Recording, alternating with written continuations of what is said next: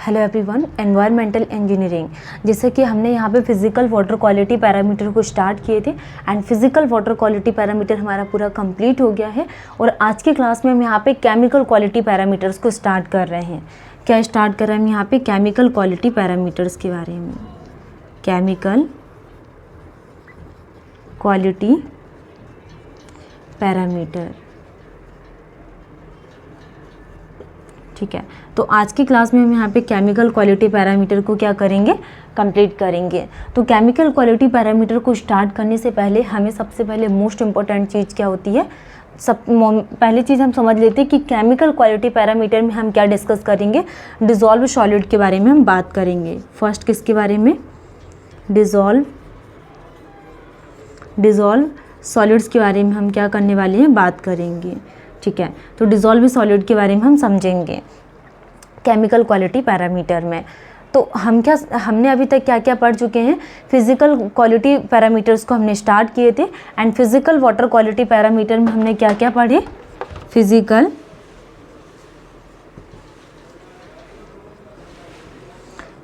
Water quality parameter.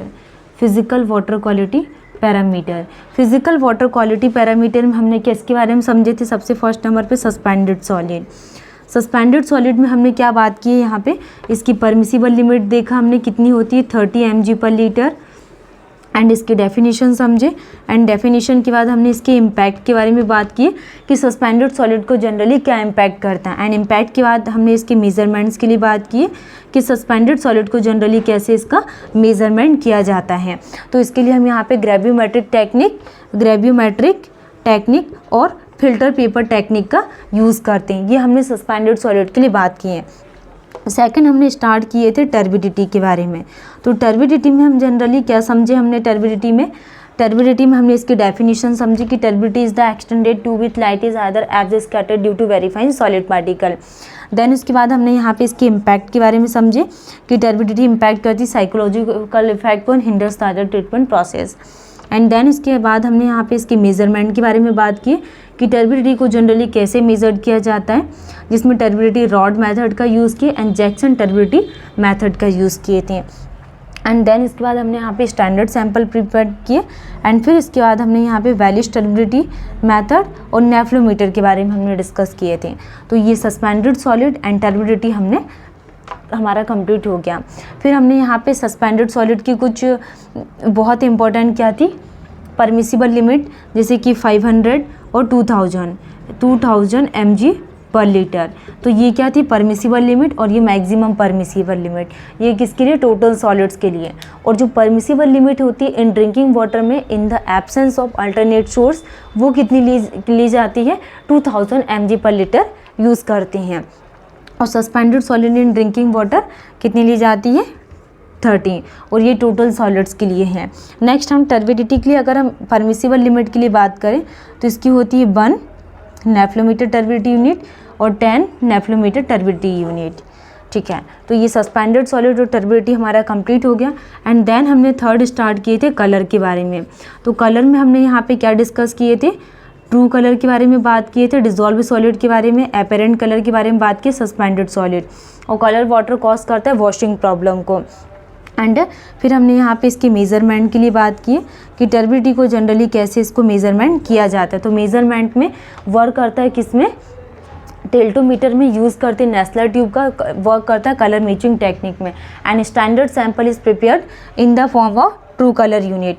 और इसके जो यूनिट्स यूज़ करते हैं 5 ट्रू कलर यूनिट और 25 ट्रू कलर यूनिट का यूज़ किया जाता है कलर के लिए। नेक्स्ट हमने क्या डिस्कस किया? कलर के बाद हमने टेम्परेचर के बारे में बात की है। टेम्परेचर, कलर के बाद हमने क्या डिस्कस किया? टेम्परेचर। तो temperature affects the chemical and biological process को अफेक्ट करता है। And average increase of 10 degree Celsius temperature just doubles the biological activity. And water supplies temperature कितना लिया जाता है? 10 से 25 डिग्री सेल्सियस क्या लिया जाता है? वाटर सप्लाईज टेम्परेचर हम यूज़ करते हैं। एंड जो सॉल्युबिलिटी ऑफ गैसेस है inversely proportional to 1 upon temperature, ठीक है। तो ये हमारा टेम्परेचर वाला टॉपिक कंप्लीट हो गया था। एंड देन उसके बाद हमने 5th टॉपिक क्या स्टार्ट किए थे? Test and order.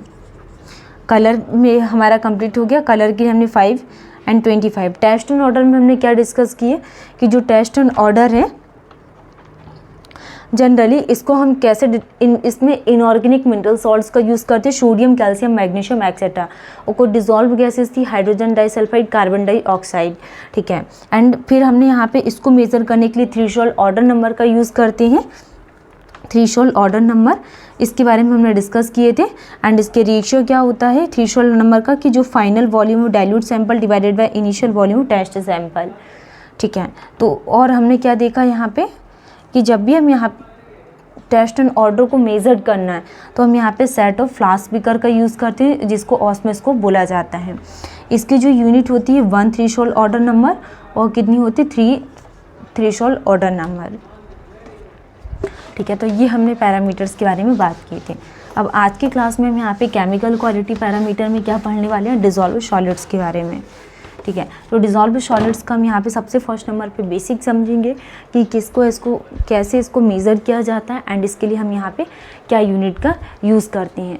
तो डिज़ोल्व सॉलिड के लिए अगर हम बात करें, जैसे कि अगर हमारे वाटर में कुछ डिज़ोल्व आयन प्रेजेंट है तो हम कैसे पता लगाएंगे एंड क्या यूज़ करेंगे, क्या इसके लिए फॉर्मूला यूज़ किया जाता है। तो dissolve solid in water, dissolved solids in water,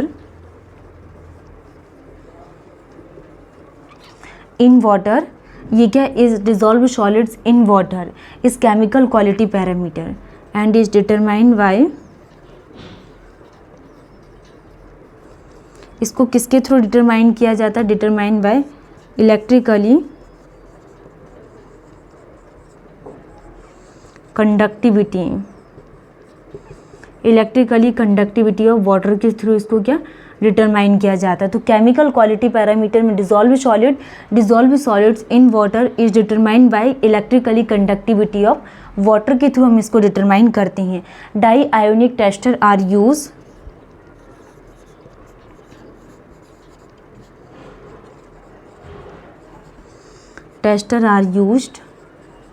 हम किसका यूज़ करते हैं, डाई आयोनिक टेस्टर का यूज़ करते हैं जो which gives the total concentration,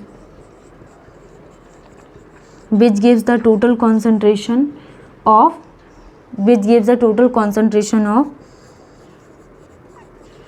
dissolved ion present in water, जो क्या इंडिकेट करता है, type of dissolve ion in water, indicate करता है टाइप ऑफ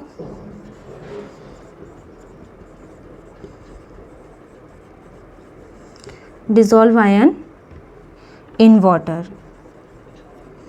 तो ये हम बात कर रहे हैं किसके बारे में, डिजॉल्व सॉलिड्स को, जिसको किसके थ्रू डिटरमाइन किया जाता है, electrically conductivity of water and dye ionic tester are use and जो gives that total concentration of dissolve ion present in water, जो इंडिकेट करता है type of dissolve ion in water को। एंड इसके लिए जो फॉर्मूला यूज़ होता है, टोटल डिजॉल्व